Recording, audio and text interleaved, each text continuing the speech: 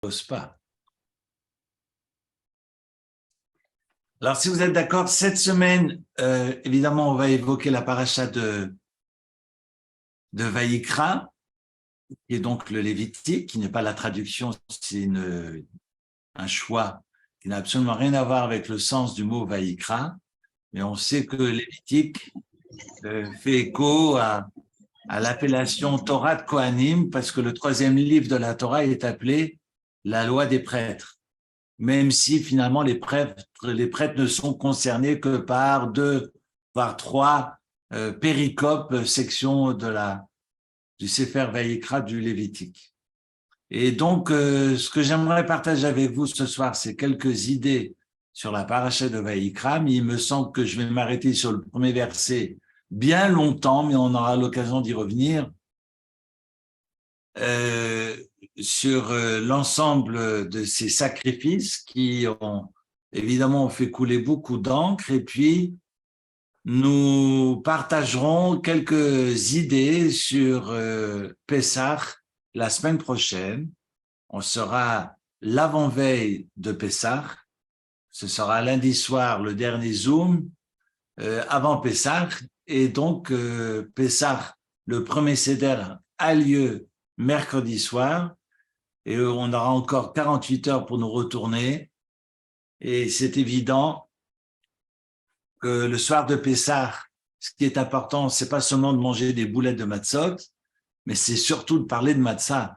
Et le sens de la matzah, et ce qu'elle évoque, et l'histoire qui est celle de nos aïeux, mais finalement, ce qui prévaut pour moi, c'est notre propre histoire. Raison pour laquelle un rabbin, samedi midi, à Beth Yaakov, qui était de passage, David Mamou, qui était en charge au tribunal tribunal rabbinique d'Israël, pour tout Israël, était en charge des conversions.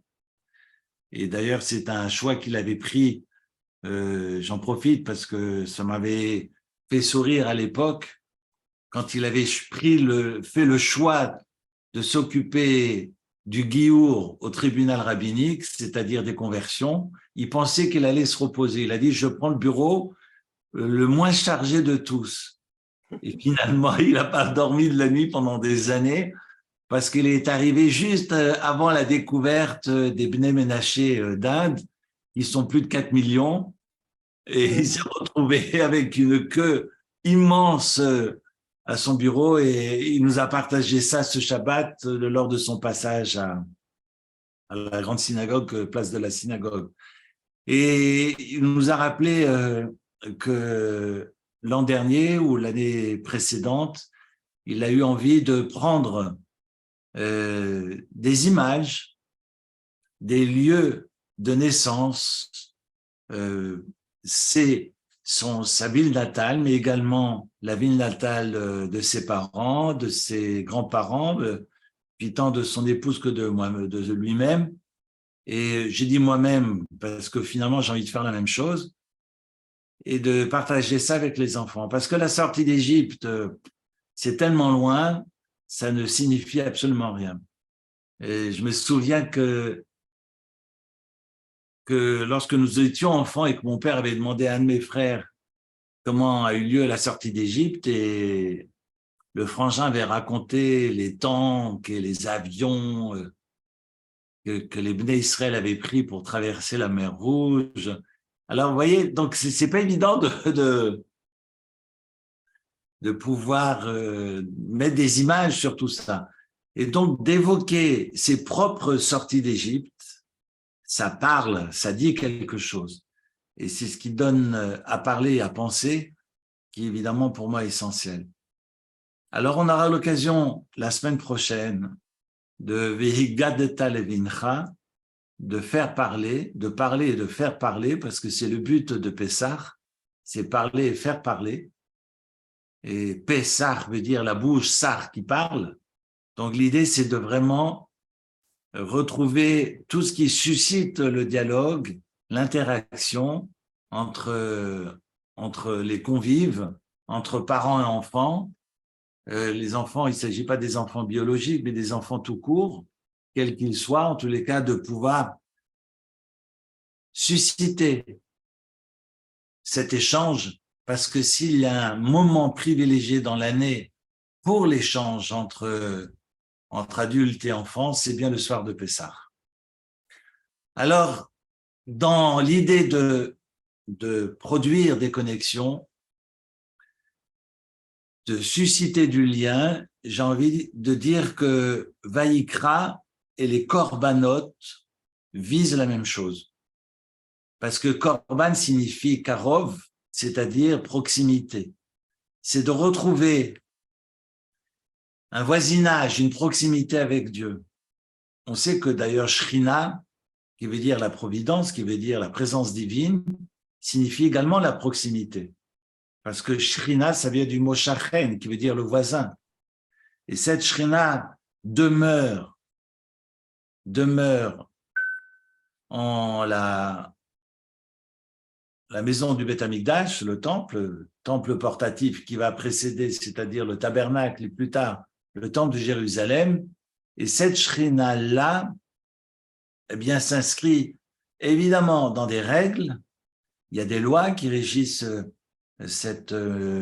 tout ce processus de proximité, de rapprochement, Karov, Leit Karev, comment je me rapproche, et finalement comment je me juge, parce que Tfila vient aussi, Pilel, c'est aussi se juger, de la manière dont je vais finalement me regarder pour pouvoir être dans cette proximité et que ça fasse sens pour ma vie. Alors, c'est le propre du Korban.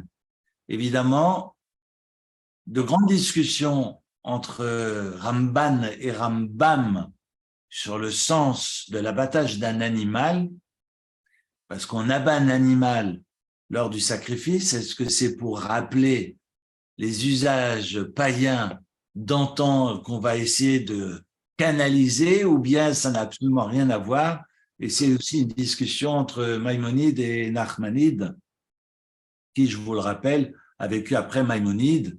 Il était jeune enfant lorsque Maïmonide est décédé, et donc on a vraiment une discussion de fond qu'on va retrouver dans les livres des Rishonim, de ceux qui ont pensé ou repensé ces halachot des korbanot, des zvachim, des sacrifices, et on aura l'occasion d'y revenir dans, non pas le Zoom de la semaine prochaine, où j'aimerais mettre le doigt sur Pessah, mais les samedis plutôt les Shabbatot qui suivront, en tous les cas les lundis qui suivront. Le premier verset donc du Lévitique, raison du Zoom de ce soir, il est marqué, c'est le premier verset, hein.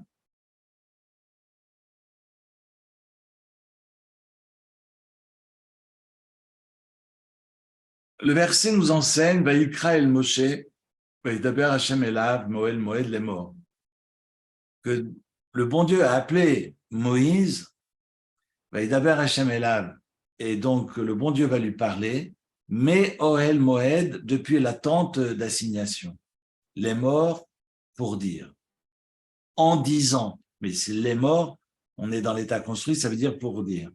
La tente d'assignation ou la tente du rendez-vous, ou la tente de rendez-vous. Moed, d'ailleurs on en a déjà parlé ici, Moed vient du verbe vied, qui veut dire la rencontre. Donc l'attente de la rencontre, l'attente du rendez-vous. Et c'est exactement le même mot qu'on utilise pour le temps, T-E-M-P-S, comme si finalement le vrai temps, c'est le temps de la rencontre, du rendez-vous avec Dieu. Et on va utiliser le même vocable pour la fête. On parle de Moadim. Moed, c'est la fête. Peut-être que, outre, hors de la fête, point de salut, mais plutôt hors de la fête, le temps n'est pas un vrai temps. Si, c'est la course infernale hein, du temps, parce qu'on passe son temps à courir. Mais est-ce que ce temps-là est un temps digne? Et c'est vrai que avant l'heure, c'est pas l'heure, après l'heure, c'est plus l'heure.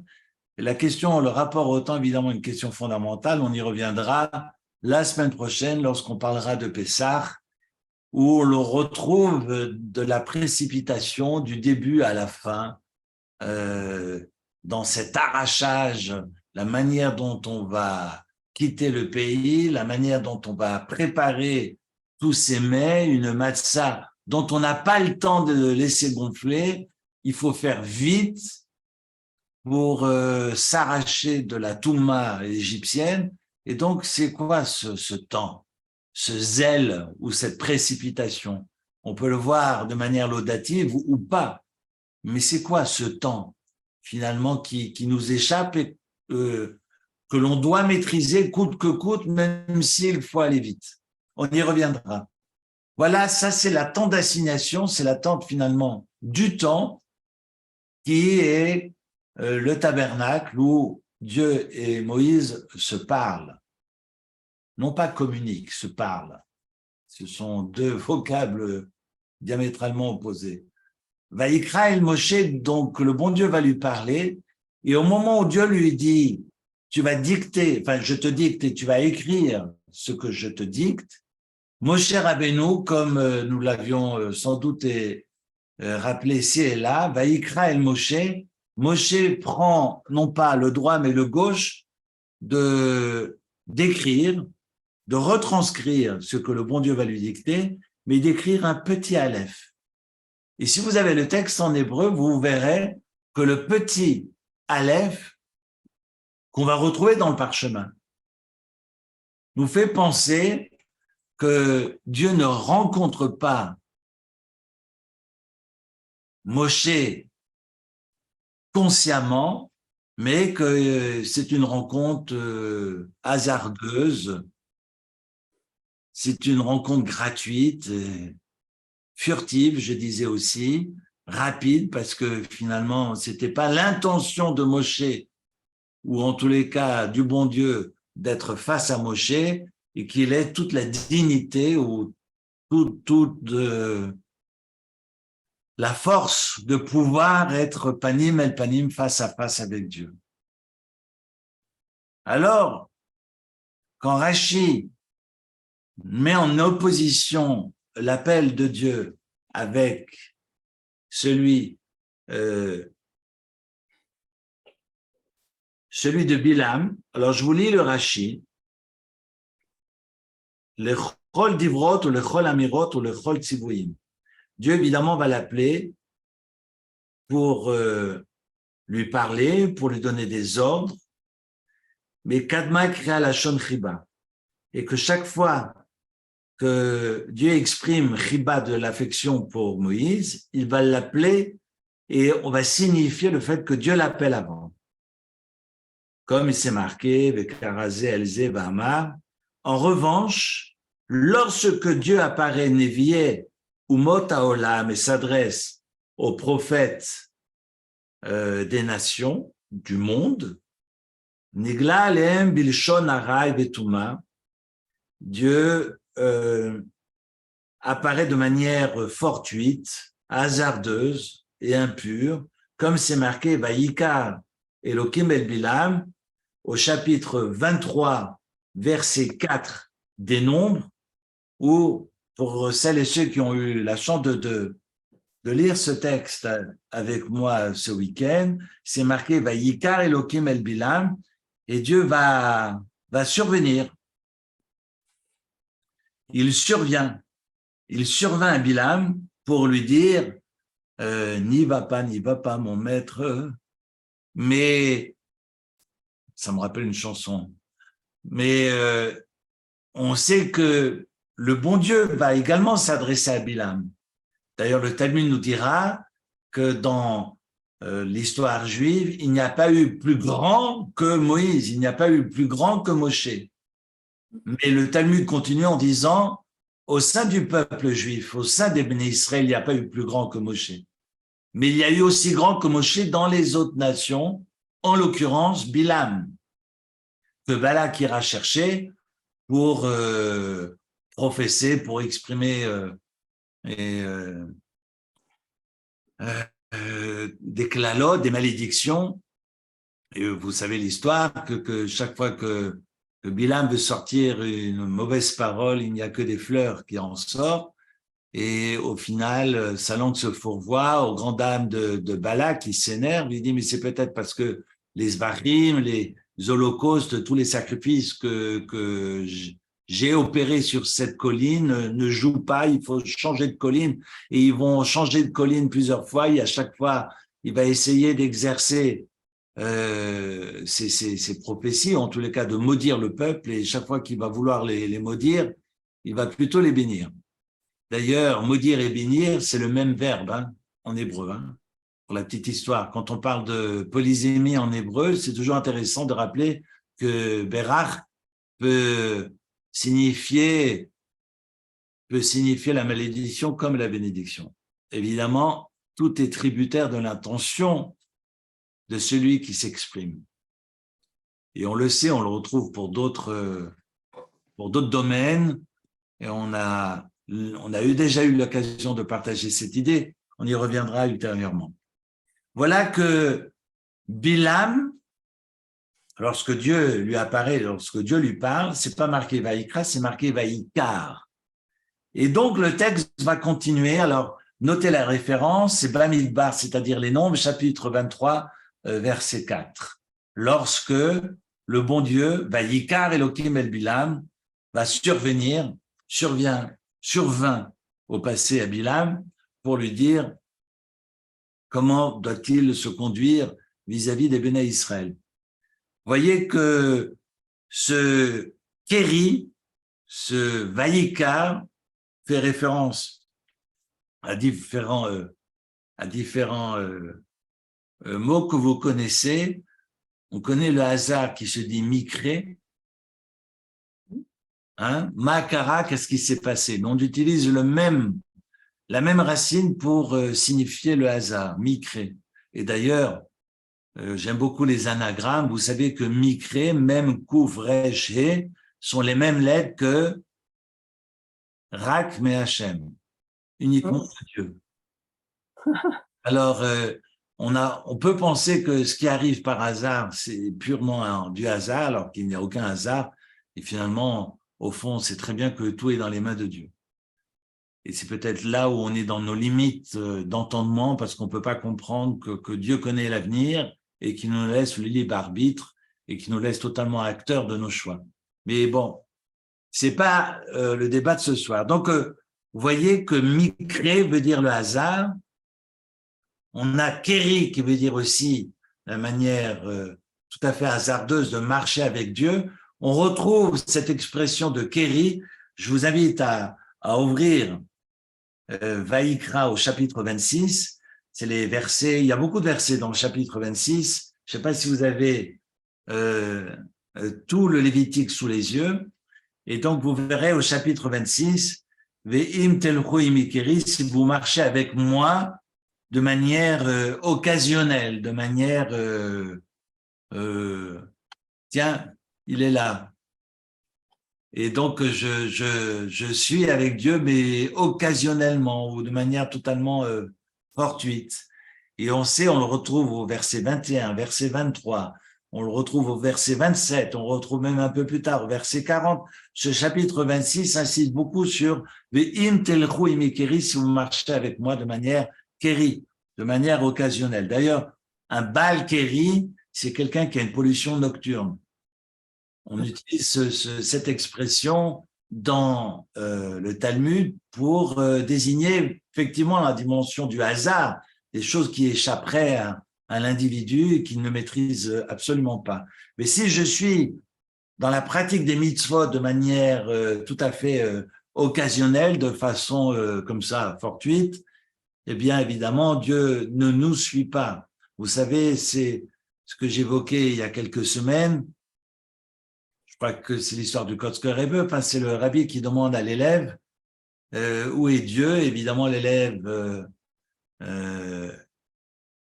d'ailleurs, le Kotzker Rebbe avait posé la question à ses élèves. Il y a des maîtres qui étaient assis à sa table, assez haute, et lui-même haute d'ailleurs. C'est intéressant qu'en français, on utilise le même mot pour celui qui invite et ceux qui sont invités. Mais on a le Kotzker Rebbe, et là, sauf erreur de ma part, mais il me semble qu'on raconte l'histoire du Kotzker Rebbe avec des rabbins qui étaient assis à sa table. Et lorsqu'ils posaient la question, finalement, où est Dieu? Et tout le monde était étonné de sa question et de lui dire, mais évidemment, Dieu est partout. La Hashem Haaretz Umloa, la terre entière est remplie de cette présence divine. Et le rabbi a dit, non, non, non, Dieu n'est pas partout. Dieu est là seulement où on le fait rentrer. Et si je décide que Dieu n'entre pas chez moi, Dieu n'entre pas chez moi. Ça veut dire quoi, Dieu est partout? Si je mange sans bénir, si je n'exprime absolument aucune reconnaissance, eh bien, Dieu n'est pas partout. C'est la raison pour laquelle ce qui est important, c'est cette connexion avec Dieu. Et les corbanotes incarnent justement ce lien avec ce qui nous dépasse.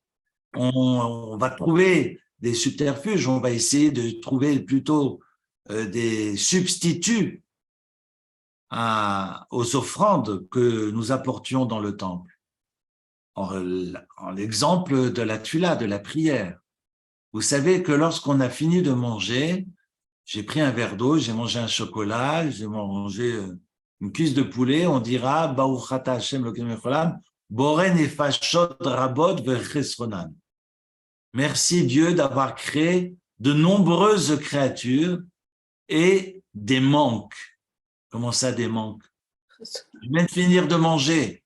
Merci, bon Dieu, de m'avoir rempli la panse et la peau du ventre bien tendue. Enfin, c'est une chanson qu'on apprenait en colo, mais c'est intéressant que la bénédiction nous rappelle que nous avons des manques et que nous remercions Akadosh Baruch Hu, nous remercions le ciel d'avoir des manques. Parce que les manques nous invitent à lever les yeux au ciel. Dieu ne cherche pas la souffrance des hommes, mais Dieu cherche nos prières. J'ai lu ça ce matin. Ça m'a fait réfléchir toute la journée.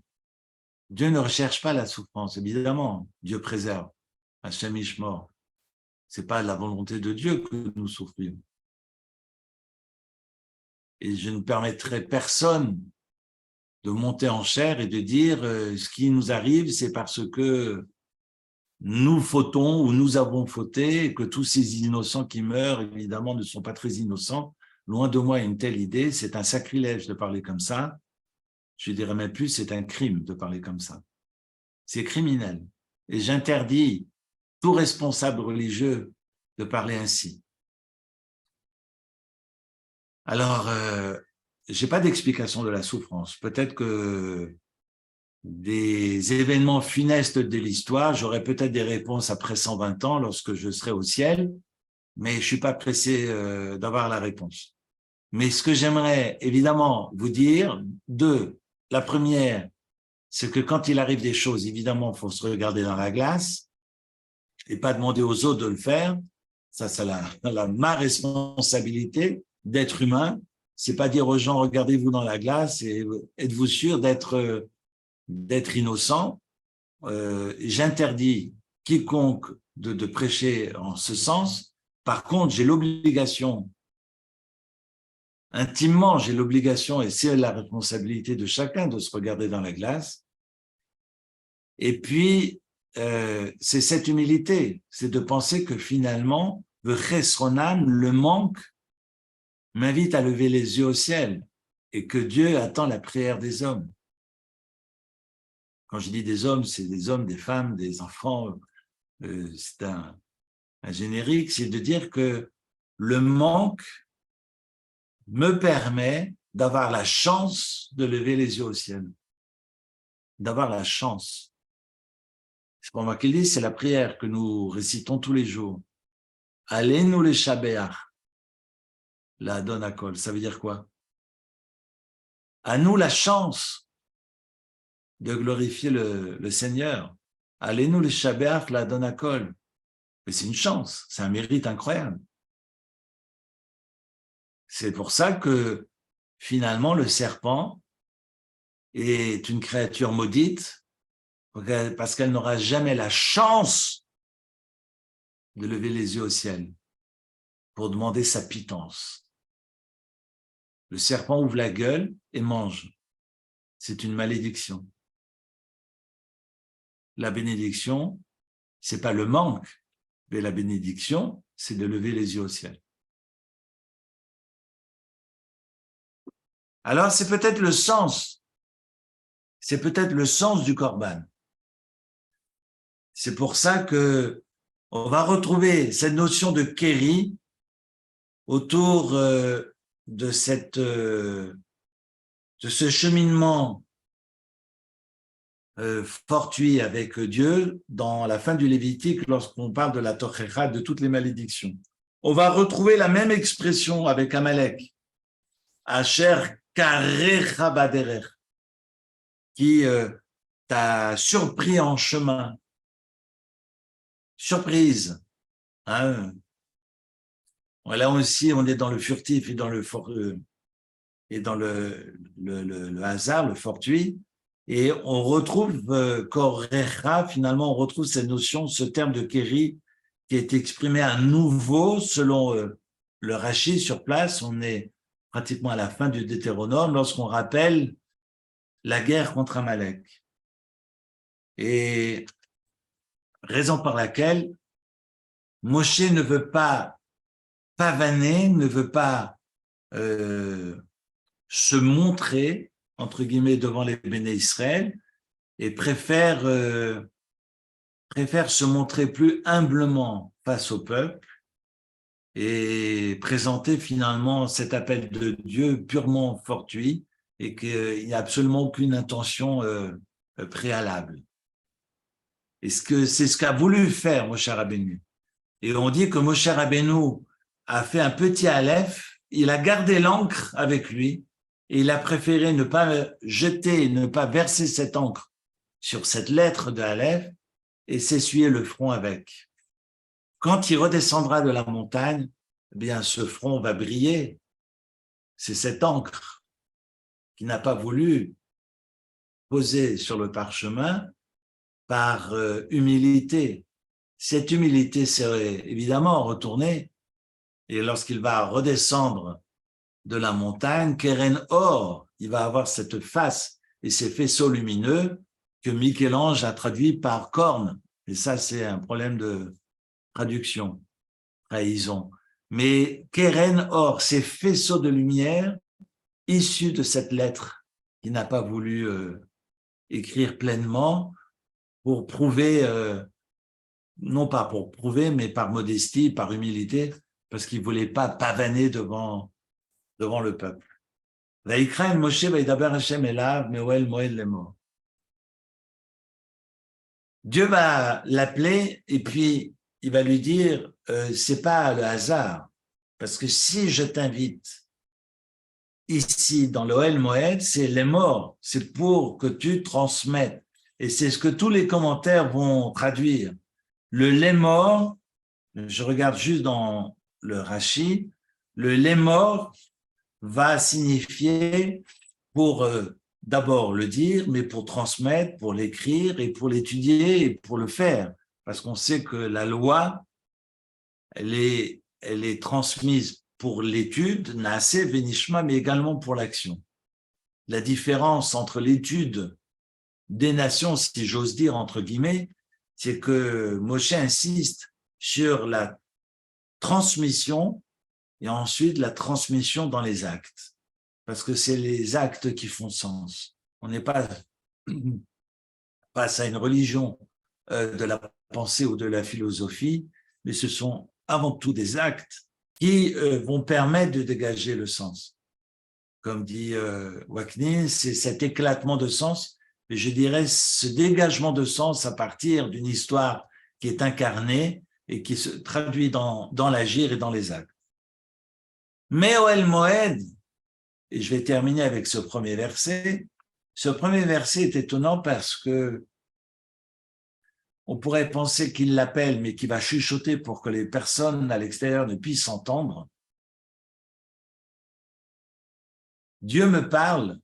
D'ailleurs, on apprendra plus tard qu'il ne lui parle pas dans tout, que cette voix de Dieu ne sort pas de tous les objets qu'il y a dans la tente d'assignation, dans le tabernacle, mais que cette voix sort du propitiatoire, c'est-à-dire le couvercle de l'Arche sainte.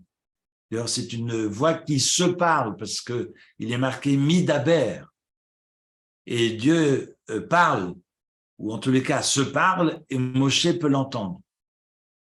Mais est-ce que c'est une voix qui chuchote? Ben, loin de là, parce qu'on connaît évidemment le psaume que nous récitons tous les vendredis soirs, Kol Hashem ve'adar, Kol Hashem bakoar, Kol Hashem shover harazim, ve'ishaver Hashem et Tarzeh Lebanon. On sait que la voix de Dieu détruit tout sur son passage et que la force de cette voix fracasse les cèdres du Liban, donc Tarzeh Lebanon. Donc on sait que c'est une voix qui est puissante. Alors si elle est puissante, on peut d'ailleurs se demander pourquoi Moshe a-t-il besoin de rentrer, parce qu'il pourrait l'entendre de l'extérieur.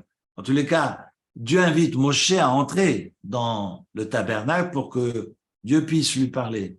Mais s'il lui parle de l'intérieur, nous qui logeons à l'extérieur, tous ces campements, toutes ces tribus qui ont planté leur tente tout autour, peuvent entendre la voix de Dieu. Si la voix de Dieu est puissante, si la voix de Dieu, c'est la force, Kol Adoshem Bakoach. Donc, si ce Kol Adoshem, cette voix céleste, cette voix de Dieu est entendue fortement, alors on peut l'entendre à l'extérieur. Et le Midrash nous dit, et c'est très intéressant, c'est que cette voix s'arrêtait à la porte du Ohel Moed, à la porte du tabernacle et de la tente d'assignation. C'est-à-dire que pour entendre Dieu, je suis obligé de rentrer dans la maison de Dieu. Je ne peux pas entendre Dieu assis dans mon vautré, plutôt dans mon fauteuil. Pour entendre Dieu, je suis obligé de rentrer dans la maison de Dieu. Et je l'entendrai, vu que la voix de Dieu est forte et puissante. Mais je ne peux pas l'entendre si je suis à l'extérieur de la maison de Dieu. Extraordinaire. C'est extraordinaire. Ça veut dire que si je ne suis pas dans une démarche, eh bien, il n'y a pas de répondant. Et on le voit. On a par exemple l'obligation d'allumer le feu sur l'autel pour que le feu céleste descende et consume le sacrifice. On le verra dans la paracha de Shmini, après les fêtes de Pessah. Donc, on sait que le feu descend du ciel. Alors, si le feu descend du ciel pour manger l'offrande, alors qu'a-t-on besoin d'allumer? Le feu ne descend pas si on ne fait pas, nous, le premier effort qui est d'allumer l'autel. Et donc, les prêtres, même si le feu descend, et que ce feu-là n'a pas besoin du feu de l'homme, mais l'homme est obligé d'allumer son feu à lui pour que Dieu réponde. Le Fum Tsahara Agra, on apprend au 5e chapitre des Maximes des Pères, le Fum, selon Tsahara, l'effort, Agra, il y a le salaire. Le salaire ne vient pas gratuitement, je dois faire un effort pour que le feu du ciel me réponde. Vous verrez d'ailleurs que quand on parle de révélation, on parle de feu. Dans la création du monde, il n'y a pas de place pour le feu. On est sur une création où le bon Dieu n'apparaît pas. Visiblement, on s'entend. Donc on parle de terre, on parle d'air, on parle d'eau. Quand il y a révélation, le feu apparaît. Et c'est le cas pour la révélation des 10 commandements, comme c'est le cas plus tard pour la validation des offrandes par l'Éternel et ce feu qui descend du ciel. Mais le feu ne peut descendre que si j'allumais le premier. Extraordinaire. Ça veut dire que sans effort, il n'y a pas de connexion possible. Je dois rentrer. Je dois rentrer dans la maison de Dieu pour entendre la voix de Dieu.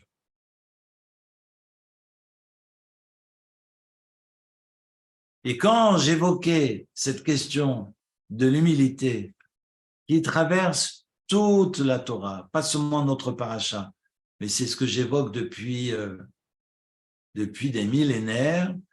Et donc, c'est mon dada, et j'arrêterai pas de vous embêter à ce sujet. C'est vraiment la question de l'humilité qui traverse toute la Torah depuis Bereshit jusqu'à Devarim. Et curieusement, lorsque nous évoquons des âmes en peine, alors la personne qui apporte l'offrande, qui apporte le sacrifice, est désignée par le mot nefesh, qui veut dire une âme. Et lorsqu'un homme apporte un sacrifice, regardez le début de la paracha, j'ai pris un chumash tellement gros que j'ai plus de pages de commentaires que de textes de la Torah, c'est marqué au verset 2, va Martha Alehem, Adam qui akriv mikem korban Hashem. Et tu leur diras au verset 2, un homme qui offrira parmi vous, d'ailleurs ce parmi vous a fait couler beaucoup d'encre, j'y reviendrai si je peux, mais un homme qui offre un sacrifice. De quel sacrifice s'agit-il? Il s'agit d'un holocauste. C'est récent d'ailleurs que toutes ces, dans le souvenir de l'histoire, on sait que Moshe va offrir un sacrifice expiatoire, ça va être le sacrifice autour de la faute du veau d'or. On sait que les sacrifices de Yaakov furent des shlamim, c'est-à-dire des sacrifices rémunérateurs, que Noé et Abraham ont apporté des holocaustes, parce qu'ils ont apporté des animaux qui ont été totalement consumés sur l'autel, et que Caïn et Vel, ce sont uniquement des offrandes. On a toute cette variété, tous les types de catégories d'offrandes apportées historiquement par nos ancêtres. Les sacrifices ne commencent pas au moment de l'édification du tabernacle, ils précèdent déjà le temps des zvachim demandés par Dieu. Et vous remarquez que le verset 2 parle de Adam, et ce Adam est présenté comme l'auteur de l'Holocauste. Im ola korbano minabakar zachartamim akrivenu. Au verset 3, son offrande est un holocauste qui provient du gros bétail, et donc l'holocauste est l'animal qui est totalement consumé après l'abattage. Évidemment, il n'est pas consumé vivant, on s'entend. Mais après l'abattage, et on sait qu'il y aura des abattages et des sacrifices qui vont permettre soit l'holocauste, c'est-à-dire une consommation totale de l'animal, soit partielle, ou soit les prêtres vont prélever une partie pour les consommer, ou bien seront consommés dans le cas des shlamim, pas de l'expiatoire où ce ne sont que les prêtres qui peuvent consommer, mais où l'auteur lui-même du sacrifice peut se rémunérer, si j'ose dire, en tous les cas peut prendre une partie pour rentrer chez lui et manger de la viande. On ne mangeait pas de la viande autrement. À telle enseigne que Jérémie se fâche, et c'est l'Haftara, c'est la fameuse Haftara de la paracha de Tzav, donc de la semaine prochaine, ou plutôt du samedi qui suivra la fête de Pessah, où Jérémie ne remet pas en question l'origine évidemment divine des sacrifices, mais il vient dire au peuple, si vous voulez manger de la chair, bouffez-en, mais arrêtez votre cinéma et arrêtez votre hypocrisie, parce que vous faites semblant que vous voulez faire des sacrifices et vous incliner devant le ciel, alors que vous n'avez qu'une seule envie dans la tête, c'est de bouffer de la viande. Pardon d'être grossier, mais c'est exactement ce que le texte de Jérémie, je peux vous le lire dans les mots, c'est effrayant. Alors, je reprends dans les mots, hein. Si je l'ai sous les yeux, je n'ai pas l'Haftara sous les yeux, seulement les Shabbats spéciaux, mais je vous invite, si vous avez l'occasion, si je l'ai,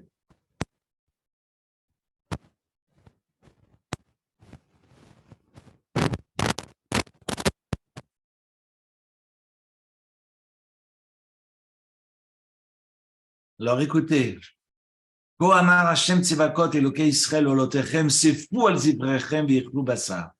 Jérémie chapitre 7. C'est l'Haftara que nous lisons après la lecture de la paracha de Tzav, qui est donc la deuxième section du Lévitique. Ainsi parle l'Éternel, Dieu d'Israël, joignez vos holocaustes à vos autres sacrifices, mangez la chair. Mangez même vos holocaustes, car je n'ai rien dit, rien ordonné à vos ancêtres. L'odibarti est à votechem, velot sivitim, j'ai absolument rien ordonné. Là. Beyom hotzi otam eretz Mitzrayim el divrei ola vazavach. Point.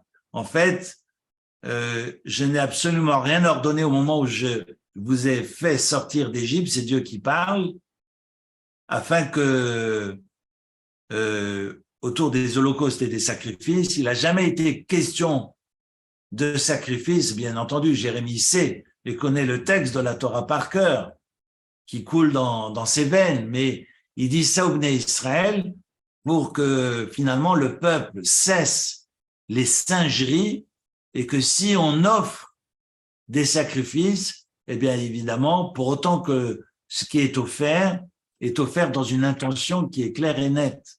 Et on sait que de toutes les mitzvot, la seule pour laquelle, si par exemple j'ai mis mes tefilines ce matin, je vous illustre mon propos, si j'ai mis mes tefilines et que je pensais au croissant que j'allais manger après, je sais pas à remettre les tefilines, même si la concentration n'était pas à la hauteur de la mitzvah.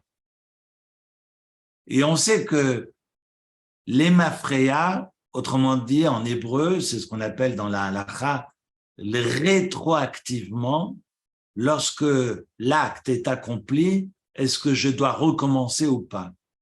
Et on sait que a priori, toutes les mitzvot ont besoin d'une kavana, c'est-à-dire d'une intention claire et nette, d'une concentration. Néanmoins, c'est ça qui est intéressant dans la halakha, si j'ai accompli la mitzvah, mais que finalement l'esprit était ailleurs, je ne recommence pas, excepté les sacrifices. Vous imaginez ce que ça représente de tuer un animal? Vous me direz, il n'a rien demandé, pas raison de plus. Et qu'on vient de me dire, tu recommences, parce que tu pensais à tes croissants. Vous vous rendez compte ce que ça veut dire? Évidemment, ce n'est pas un acte anodin. Alors, j'ai essayé d'apporter quelques éclairages kabbalistiques ce Shabbat, mais je n'ai pas fini d'étudier la question autour du Korban. Mais évidemment, ce qui est important de comprendre, au même titre que la ligature d'Isaac, parce que lorsque Abraham prendra le bélier pour l'abattre, ça sera marqué Tachat Beno pour remplacer son fils. Finalement, il a été prêt à se laisser tuer et il est allé au bout de sa démarche, Yitzhak. Et c'est la raison pour laquelle il va sauver finalement toute l'histoire juive et va sauver le peuple. Mais dans tous ces événements ultérieurs, ces événements funestes ultérieurs, on sait qu'Abraham va prendre Hamar Helet, c'est marqué le couteau, mais c'est pas marqué le couteau, le terme sakin, c'est marqué cet objet qui va donner à manger. Comme si Yitzhak, de par son geste, va pourvoir et va pouvoir nourrir toutes les nations à venir. Donc ça va très très loin. C'est-à-dire que c'est pas un cinéma, c'est que Yitzhak était prêt à aller au bout. Et même Abraham, et le bon Dieu va le rappeler à 2 fois, lui dire stop, ne fais rien. Finalement, le sacrifice, il est là. et que lorsque j'apporte un sacrifice et que je fais le vidouille et que je pose mes mains sur l'animal, je suis en train de dire, c'est moi qui dois être là, c'est pas cet animal. Et l'animal vient tachat beno pour le remplacer, mais finalement, ça veut dire que l'animal est le prolongement de l'homme. Alors, vous allez me dire, pourquoi l'animal? On est sur des questions de canalisation. On aura l'occasion de parler de cette canalisation. J'étais ce matin, toute la matinée, avec des personnes malheureusement dépendantes sur le plan psychique. Et c'est intéressant cette question de prendre conscience finalement de soi et de ses répercussions. J'évoque cette matinée comme ça furtivement, mais c'est vrai qu'elle m'a beaucoup marqué. Alors, comment je suis dans ce prolongement et comment je canalise ma pulsion de vie, ma vitalité, sans fuir mes responsabilités. Je ne vais pas parler maintenant de psychotique, mais comment j'arrive, en ayant conscience de qui je suis, en ayant conscience de mes dérives, eh bien, de trouver plus ou moins ma voie et de reprendre plus ou moins le volant de ma voiture. Mais c'est jamais anodin et c'est jamais fortuit. Et ce n'est jamais gratuit. Et on abat un animal. Ok, je te pardonne, mais un animal est mort.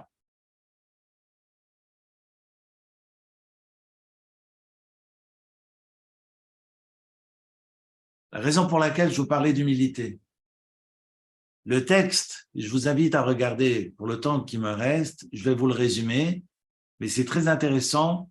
On reprendra ça dans Tzav, parce que dans Tzav, on va prolonger toute cette réflexion autour des sacrifices. Mais on voit un homme qui apporte un holocauste et tout le cérémonial est évidemment fondamental. Et on va récupérer le sang de l'animal après l'abattage et on prend ce sang-là et normalement on procède à une aspersion. L'aspersion, a priori, est censée se faire sur les cornes, au haut de la corniche, les cornes de l'autel, parce que l'autel, qui était un cube parfait, avait des coins qui remontaient légèrement, qu'on appelait les cornes, car notamisbéa.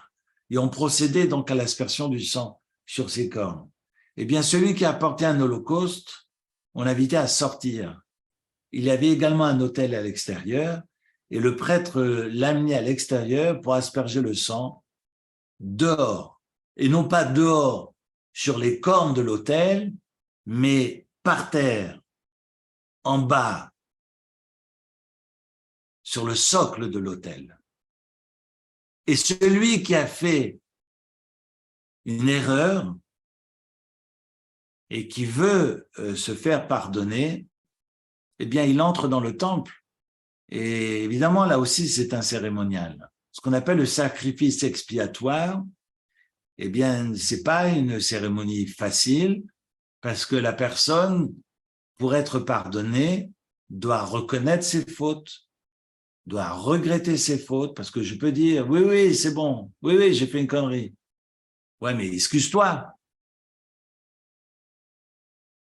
Parce que c'est d'abord, de reconnaître n'est pas facile, mais de regretter, c'est encore un autre dossier, c'est pas du tout le même. Bon, c'est d'accord, j'ai mis le doigt, il fallait pas, ou j'ai dit ça, mais ça m'a échappé. Ok, mais excuse-toi. Ce qu'on appelle le vidouille, parce que la teshuva, d'après Maïmonide, n'est pas une obligation. J'ai aucune obligation de repentance. Mais si je me repens, j'ai une obligation de vidouille. Et donc là, je dois clairement regretter ce que j'ai fait. Et là, c'est une obligation d'après Maïmonide. Et donc, je suis devant l'animal, et dans cette smicha, c'est-à-dire que j'appose mes mains, Je dis clairement ce que j'ai fait et que je vais évidemment regretter. Et pour que la teshuva, se repentir, soit entier, je sois prêt dans la même situation, si elle se répète, de ne pas recommencer. Alors la teshuva est entière. Cela signifie que sur le parvis du temple, je devais clamer haut et fort mes actes commis. J'ai fait une connerie. Comment? Non, j'ai dit que j'ai fait une connerie. Non, mais parlez plus fort. Vous voyez bien qu'on est dans la cour du temple. On peut pas. Vous avez fait quoi? Oui, non, mais attendez. Vous savez, il y a du monde derrière, il y a du monde devant, il y a tout le monde qui me regarde. Évidemment, si je monte le ton, il y a les gens qui m'observent. C'est pire que le tram 12. Là, il y a des millions de personnes qui me regardent. Mais oui, mais vous avez fait quoi? Vous vous rendez compte? Je pense qu'à l'époque du temple, on n'avait pas besoin de psy. Parce que s'il y a un travail, j'allais dire, cathartique par excellence, c'est bien celui-ci. Vous voyez? Là, on n'est pas chez les Grecs, hein, on n'est pas au théâtre. Mais imaginez que je suis là devant tout le monde, à clamer et à crier haut et fort les conneries que j'ai effectuées. Eh bien, ça vous remet les pendules à l'heure, hein. En tous les cas, ça met votre ego par terre. Et on prend cet homme et on lui dit, bon, maintenant tu me suis. On va abattre l'animal, on va récupérer le sang, et le sang, on en fait quoi? On sort dehors, on lui dit, non, non, on va l'asperger tout là-haut. Parce que son ego a pris un coup, que là, il se sent tout petit. Il n'a plus besoin de ressortir avec lui. Et son sang, il est aspergé au-dessus de l'autel. Alors évidemment, celui qui a amené son taureau, vous voyez, au début, au chapitre 2, regardez, il offrira parmi vous une offrande à Dieu de l'animal, du gros bétail, et qui souhaite faire donc un holocauste. Qu'est-ce qu'on va lui dire? Alors, je vous invite à regarder Im ola korbano minabakar. Si, au verset 3, son offrande vient du gros bétail, un mâle sans défaut qui vient offrir, il approchera à l'entrée de la tente d'assignation, el petacho el moed, yakriboto, l'irtsono lifna Hashem, selon évidemment sa volonté devant Dieu. Et on fait quoi? Alors, je dois tourner les pages parce que mon chumash est immense. Le samach yado al rosh haola, v'nirtzalo lechaper alav. Il appuiera ses mains, c'est marqué sa main, mais il appuie de ses mains sur la tête de l'animal, de l'Holocauste, et ainsi, évidemment, eh bien, ce qu'il aura clamé haut et fort lui sera pardonné. En tous les cas, son offrande est agréée par le ciel. Et on fait quoi après? Vu que c'est un holocauste, regardez bien ce qui se passe. Le shachat, et Ben Abakar, et je suis au verset 5, il va égorger donc le gros bétail devant Dieu, V'ikrivu ben Aaron hakohanim et Adam, et ensuite les fils de Aaron qui sont prêts vont récupérer le sang, V'ikrivu, ils vont l'approcher, c'est-à-dire qu'ils l'ont récupéré puis ils l'approchent, V'zarko et Adam al hamizbeach saviv, et vont l'asperger, le répandre. Zorek, c'est même pas asperger. Zorek, c'est jeter, c'est verser, c'est répandre. Le sang sur l'autel, saviv, autour de l'autel. Donc, non, non, non, non. Asher petach el moed, qui est dehors. Là, tu sors de la tente d'assignation. On va verser le sang dehors. Mais attendez, vous êtes fous ou quoi? Moi, j'ai mis 500 balles pour cette vache. Ou pour ce taureau. Non, un taureau, ça vaut plus que 500 balles. J'ai mis 5000 francs pour l'animal. D'ailleurs, je suis arrivé à la synagogue, j'ai mis un écriteau, Eric Ackerman a apporté un taureau aujourd'hui. Et puis, quand j'ai fait le don à la Torah, j'ai voulu qu'on gueule très, très fort. Il a donné 5000 francs, parce que vous savez que lorsqu'on fait les aliyot à la Torah, plus la somme est élevée, plus la personne qui a donné est content si le ministre officiant dit à voix haute et intelligible le montant du don. J'invente rien, hein. C'est moi qui opère tous les samedis, je sais ce que je fais. Et puis quand quelqu'un me dit 100 francs, alors moi je répète 100 francs pour être aussi fort que l'auteur du don qui est très fier de donner 100 francs. S'il dit juste Matana, je donne un petit cadeau, alors je me retourne parce que j'ai un ami derrière qui non note pas parce que c'est Shabbat, mais qui met des trombones sur les cartons, et je dis Matana. Il a donné 100 francs. Alors je le clame haut et fort pour que tout le monde l'entende, et pas celui qui met les trombones, mais que toute la synagogue vibre d'admiration et s'incline et se prosterne devant ce généreux donateur et lui embrasse les pieds.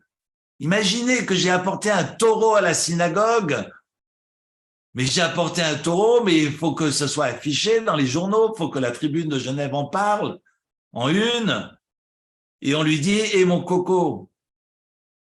Ton sang, c'est pas ici, hein, c'est dehors. D'ailleurs, tiens, Francis, accompagne-le. Mais attendez, mais c'est pas le grand prêtre. Non, non, non, non, non. Moi, il y a le petit frère du Cohen là qui va t'accompagner. Vous allez faire ça dehors. Dehors! Vous allez comprendre ce que ça veut dire, le rapport à l'ego. C'est ça, le rapport à l'ego. Et si la toute-puissance n'est pas écorchée à ce moment-là, alors on n'a rien compris. Et ça, c'est un exemple. On va arrêter là ce soir, mais c'est un exemple que je vous invite à regarder toute cette paracha autour des sacrifices d'un nouvel œil pour comprendre Magbia Shefalim, que Dieu élève ceux qui sont par terre, mais qui met par terre ceux qui se prennent pour Dieu. Erev Tov et merci beaucoup. Merci à toi, Eric. Merci beaucoup. Merci beaucoup. Erev Tov, Erev merci. Grand merci. Merci beaucoup, Erev Tov. Au revoir tout le monde. À tous les nouveaux. Au revoir tout le monde. À Au bientôt. revoir. Erev Tov. Merci Eric. Tov. Merci beaucoup. Erev Tov.